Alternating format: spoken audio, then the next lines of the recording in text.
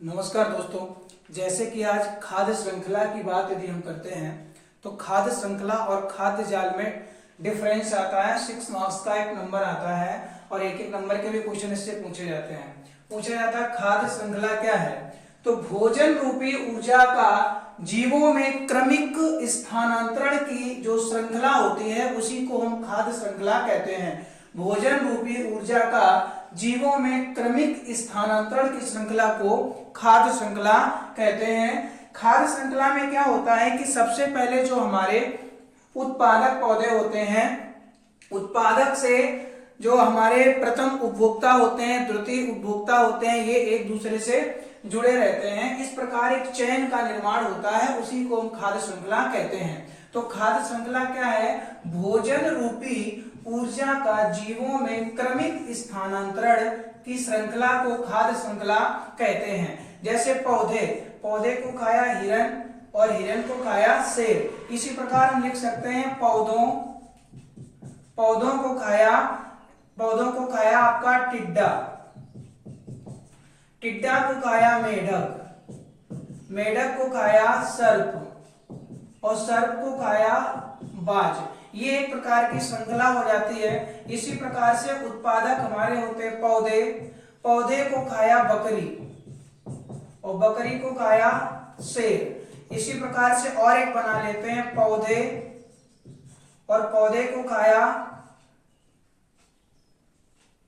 बकरी और बकरी को मनुष्य भी खा लेगा। तो इस प्रकार ये हमारी फूड चेन या खाद्य श्रृंखला चलती रहती है। बात करते हैं खाद्य श्रृंखला में पूछा जाता है ऊर्जा का स्तर। तो ऊर्जा का जो स्तर है वो एक स्तर से दूसरे स्तर में जब भी ऊर्जा जाती है तो केवल 10% ही जाती है। उत्पादक से जो आपका प्रथम उपभोक्ता में, द्वितीय उपभोक्ता में या टॉप थ्रेशरी में जो आपका मांसाहारी में प्रथम मांसाहारी और द्वितीय मांसाहारी आते हैं, तो इनमें ऊर्जा का स्तर जो होता है वो हमेशा 10% ही होता है। और ऊर्जा के 10% का सिद्धांत जो दिया था लिंडेमान ने। किसने दिया था? लिंडेमान ने दिया।